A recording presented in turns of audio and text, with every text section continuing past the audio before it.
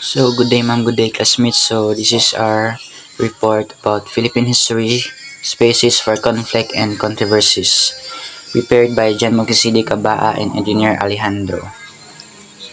Learning objectives: to interpret events using primary sources, to recognize the multiplicity of interpretation that can be read from historical texts, to identify the advantages and disadvantages of employing critical tools and interpreting historical events through primary sources. In this chapter, we will analyze four historiographical problems in Philippine history and attempt to apply what we have learned thus far in the work of historian and the process of historical inquiry.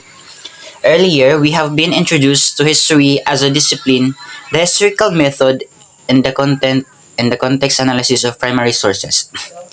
Two key concepts that need to be defined before proceeding to the historical analysis of problems in history are interpretation and mode. First, Geoffrey Barraclough. The attempt to discover on the basis of fragmentary evidence the significant things about the past. He also notes the history we read, though based on facts, is strictly speaking not factual at all, but series of accepted judgment. So this is the Code of Calansiaw. Code of Calansiaw by Dato Bendahera Calansiaw, third chief of Panay, born in Aklan, established his own government in the peninsula of Batang Aklan, Sakop, considered the first Filipino lawgiver. He promulgated in about 1433 a penal code now known as Code of Calansiaw, containing 18 articles. Don Marcelo Oriela of Saragossa, Spain, obtained the original manuscript from an old chief of Panay, which was later translated in Spanish by Rafael Morvedo Izamani. So this is William Henry Scott.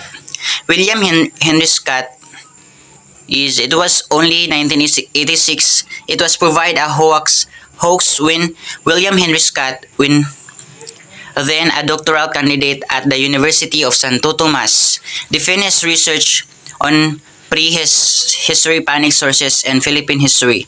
He attributed the code to historical fiction written in 1913 by Jose E. Marco, titled as Las Antiguas Leyendas de la Isla de Negros.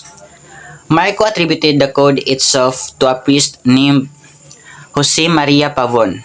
Prominent Filipino historians did not dissent to Scott's finding, but there are still some who would like to believe that the code is legitimate document. William. That's all for my report, ma'am. The next report will continued by Edreigner Alejandro. Good day, ma'am. My name is Edreigner Alejandro from BS Forestry. So today's video, we will report about Chapter 3 with my partner Jan Abaa. So first, sa aking mga kabata.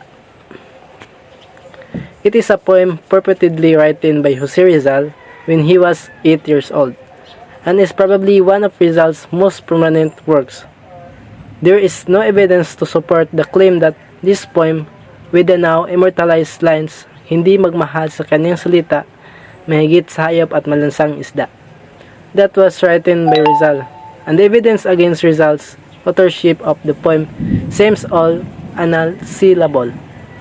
So these lines is every Filipinos know today, because since Rizal's die, this line is always stay in the heart and the mind of every Filipinos.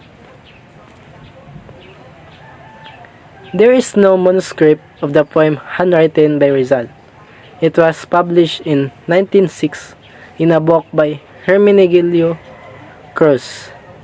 He said that he received the poem from Gabriel Beato Francisco, who claimed that he received it in 1884 from Rizal's close friend, Saturnino Rosales, but accordingly, Rizal never mentioned writing this poem anywhere in his work. and he never happened to mention on having a close friend.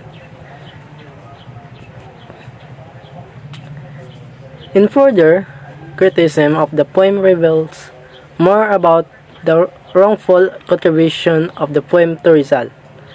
The poem was written in Tagalog and referred to the word kalayaan. So this poem was English word but is referred from a Tagalog word known as kalayaan. But it was documented in Rizal's letters that he first encountered the word through a Marcelo H. del Pilar's translation of Rizal's essay E Amor Patricio, that means kalayaan. So, who translate of the Rizal essay is si Amor Patricio, that means kalayaan. Tagalog was Rizal's native tongue and was educated in Spanish starting from his mother Teodoro Alonso. So, the mother of Rizal is Teodoro Alonso.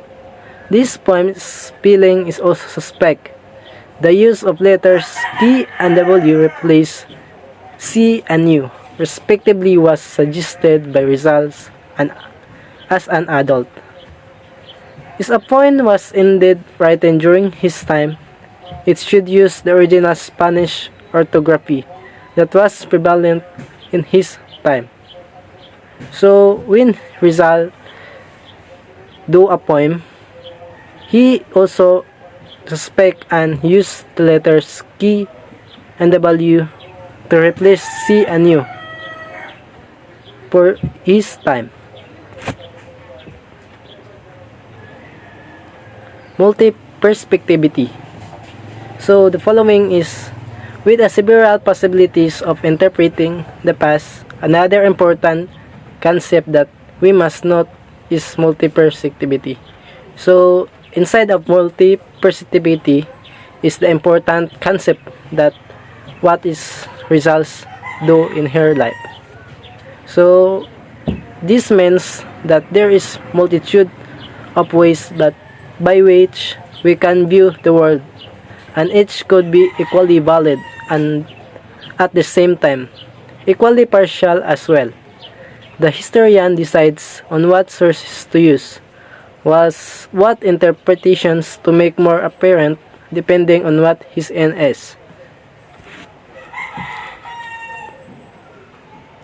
Historians may omit significant about their subjects, which make interpretation unbalanced. Historians may impose a certain ideology to their subject, which may not be appropriate to the period where the subject from. These are just many of the ways a historian may fail in this historical approach in history. So, this topic is there are possibility that historian will be fail of these history works. So, we must understand these historical interpretations contain discrepancies, contradictions, ambiguities, and are often the focus of dissent. And that's all for this video, and God bless.